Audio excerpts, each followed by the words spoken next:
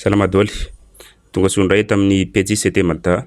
Nisan'ny vaovao nalaza tato ato tamin'ny faran'ny volana oktobra teo ny resaka ETF Solana tany amin'ny Bitwise izay approuvé tany USA.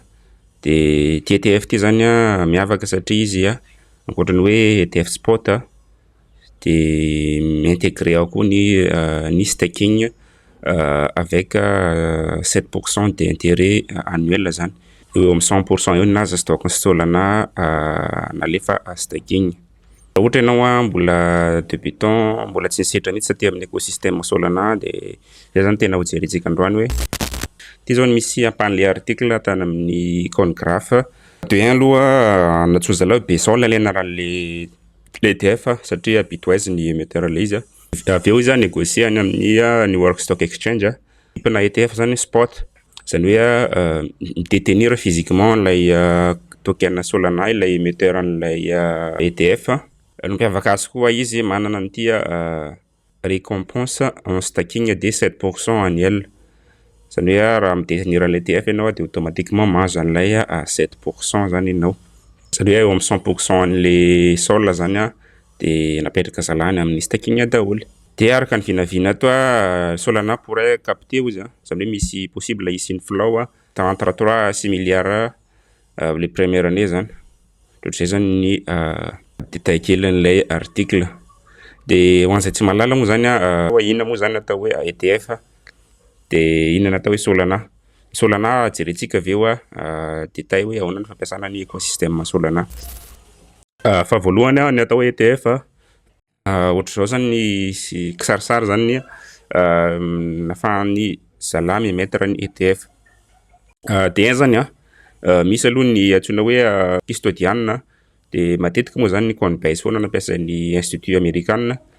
De le Coinbase zany ty amintsika io antsoina hoe exchange zay mifandray directement any amin'ny blockchain zany. De avy eo atsika zany aty plutôt aty amin'ny mampiasa exchange zany na holder anao na crypto trader plutôt aty amin'ny exchange tsika zany no plasika zany indrindra fa ty Madagascar ny emplacement géographique atsika zany. Zay zany ny voalohany. De raha une fois amizay manao échange le Solana ny Coinbase de eo amizay vao teraka le antsoina hoe émetteur na ETF io antsoina hoe asset management.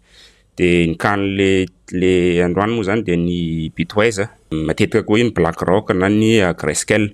De kanitsika moa zany Besol nataony amin'ny ticker le izy zany hoe anisany produit financier zay proposé amin'ireo investisseurs any amany zany. Fa possible io ohatra zao ny Grayscale zao GSOL ninazy ohatran'izay. De iny amizay avy eo échangena amin'ny marché financier. De kan'ny Besol moa zany New York Stock Exchange ninazy le bourse ampiasainy zany de à partir ny bourse iny amizay ny investisseurs rehetrarehetra maneran-tany na ny fonds d'investissement na entreprise na olon-tsotra de afaka mividy an'ilay Solana sous forme ETF any amin'ilay bourse zany. Ohatr'izay zany ny fandehan'ny ilay ETF ho an'ireo mbola tsy manala. De ino moa zany intérêt an'le izy tena marina ohatrany hoe taloha zany mizara roa ny type na investisseur. De tsika zany zay mpikirakira crypto na antsoina hoe holder sy ireo fonds d'investissement zany hoe retsany plutôt antsoina hoe investisseur institutionnel na hoe professionnel.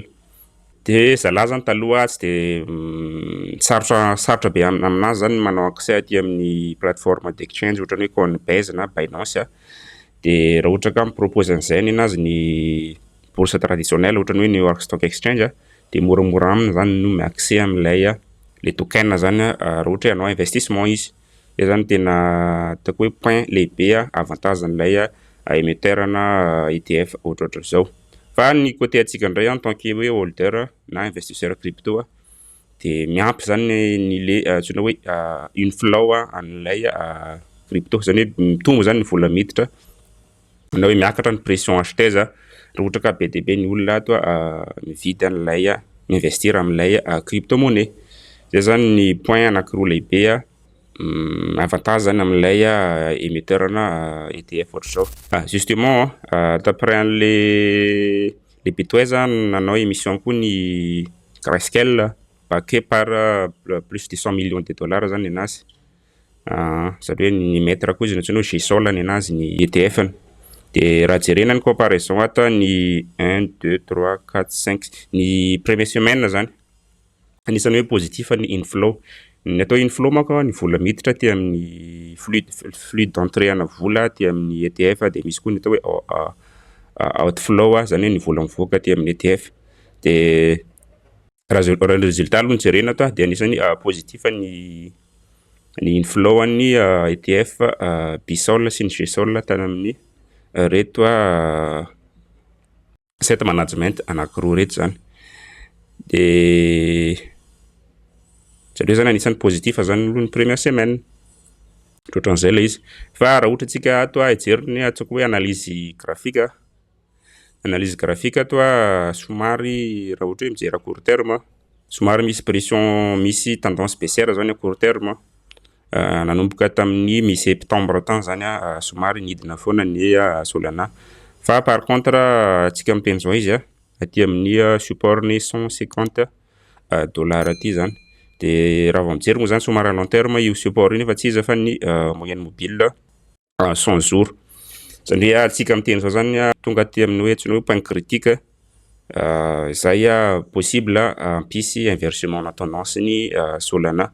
Fa à court terme izy zany hoe midina foana zany izy tanatiny roa volana tato zany. De raha une fois zany voatazona ny Solana io support io de ny objectif antsika moa zany à court terme 180 dollars fa ny à long terme zany dia tsy inona fa ny ATH 260 300 dollars zany antsika ny objectif raha ohatra manao investissement. Raha ohatra à court terme tsy voatazona io support io possible hidina aty amin'ny moyenne mobile de 200 semaines zany anisany tena hoe point critique ngamba ty tena hoe kelikely probabilité hidinan'ny Solana ty ambany aty. De zay zany mahatonga antsika zao mila surveiller tsara ty support 150 dollars aty zany. De ino am'izay zany antsoina hoe Solana. Solana zany isany hoe révolution tena ataoko hoe nampiaiky ny olona tamin'izy niforona tany amin'ny 2020 any zany. De nampiavaka anazy izy manana izy antsoina hoe blockchain ultra rapide du web3. Zany hoe plutôt futuriste be zany anazy ny invention na de teo ary ny karazana olana vitsivitsy zay constaté taty amin'ny Solana. De maha ultra rapide anazy zay ny anazy ny transaction mandeha amin'ny 65 000 transactions par seconde. Zany hoe raha comparena amin'ny Ethereum tamin'izany fotoana zany Ethereum raha tsy diso ordre de 6 à 10 transactions par seconde izy mandeha amin'ny 1000 fois plus ny tany amin'ny Ethereum. Ny frais aty aminy mora kely zany hoe inférieur à 0,01 dollars par transaction. Zay zany ny tena nampiavaka anazy. De izy nefa mampiasa ny antsoina hoe teknolojia proof of history zay tsy mitovy amin'ny fahita hatramin'izay ny proof of work sy ny tariny zany. Tena ny domaine tena nampiasa zany de any amin'ny DeFi aloha satria amin'ilay izy ultra rapide de mora kely frais de nazavana be ny DeFi.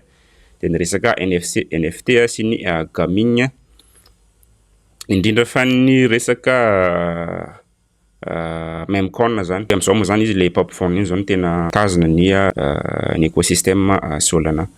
De ino moa zany objectif? Ny objectif zany dia ino antsoina hoe Ethereum killer satria long be zany Ethereum tamin'izany fotoana zany de namorona an'ilay projet zala ahafahany mamaha ny olan'ny Ethereum zany sady lafo frais tamin'izay no kely ny ces transactions. Ahoana zany atao raha ohatra hoe sehatra ty amin'ny écosystème Solana? Voalohany aloha raha ohatra ianao mbola tsy manana portefeuille crypto na tsy mahay mividy crypto misy vidéo nataoko apetrako amin'ny description ny lien an'le izy manazava ahoana ny fomba atao raha hividy crypto par mobile monnaie na par carte bancaire aty Madagascar.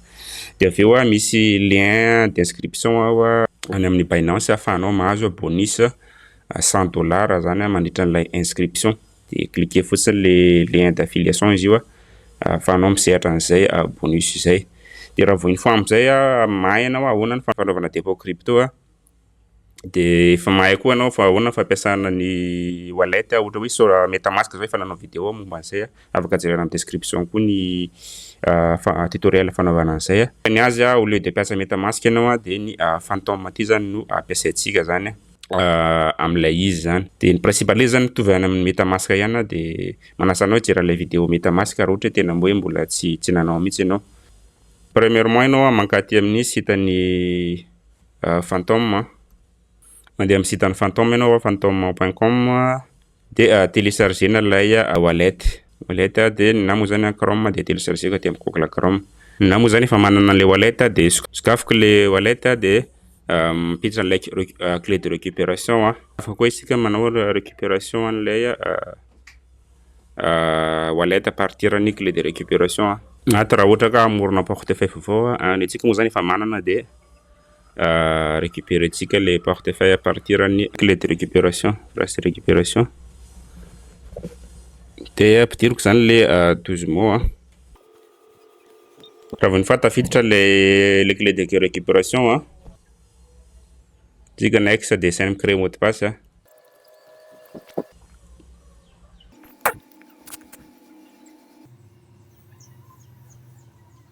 ok zay ary fa sokatra le portefeuille de ohatr'izao zany le izy ty zany portefeuille fanaovako démo foana taloha de manana tsika ato 0,06 sol zay équivalent amin'ny $9 amintsika amin'ny teny zao. Ohatr'izay zany ninazy ny famoronana wallet Solana. De raha vao iny foana manana wallet afaka ianao manao dépôt cliquer an'ty receive ty de na manao copier-coller na manao scan an'le QR code afaka manao mivoa koa rehetra efa misy crypto ao de afaka manao swap na token zany. De raha ohatra ka anao pratika am'izay anao ny fampiasana écosystème de ny zavatra atao manko matetika de manao swap na manao bridge na blockchain. Aveo anao miconnecte amin'ny plateforme DeFi zay zany tena classique. Na moa zany mahazatra de ny Jumper fa be de be ny fanaovana bridge ty amin'ny Solana. De Jumper mandeha amin'ny site-ny Jumper anao de il suffit hoe get started de connectena le wallet ka ny antsika moa zany Phantom kosena le Phantom de tenena hoe Solana le blockchain ampiasaintsika de approvena fotsiny izy zany de hoe connect de voaka aty ambony le adresse de raha iny fois iny mivoaka de afaka piasa le bridge sika de ohatra hoe avy aty amin'ny réseau Solana tsika koa manana sol ty izy 0,06 sol ty tsika vadika ohatra hoe alevantsika amin'ny réseau hafa ohatra hoe Polygon ohatra na Base de ohatra hoe tsika vadika USDC ohatra an'le izy de aveo mila ampidirina zany le adresse-nao any amin'ny Base na Ethereum de raha iny voa ampidirinao zay de avoakany eto à droite eo ny chemin ny proposition chemin de zay farany mora frais no vidina zany na zay plus rapide de raha vao ny fa vita zay de atao le bridge zany ho an'izay tsy mahalala ny atao bridge dia fanaovana échange na crypto avy amin'ny blockchain anankiroa samy hafa ohatra ny antsika zao avy aty amin'ny Solana mankaty amin'ny Base de tsy afaka manao an'izay anao raha tsy mandalo bridge. De araka teneniko teo aza adino ny bonus d'inscription amin'ny Binance raha ohatra hoe mbola tsy manana compte ianao ahafahana mividy crypto à part 1 vola na carte Visa de cliquer fotsiny le lien amin'ny description de arahana le instruction eo de omena ny Binance $100 de bonus ianao. Zay ndray zany ny vidéo andrana de ohatra raha mahaliana anao ny tontolon'ny vidéo iny de manasa anao anao j'aime sy partage raha ohatra mila conseil anao amresaka crypto monnaie sy ny trading de aza misalasala mikontakta anay any amin'ny WhatsApp sur daholo.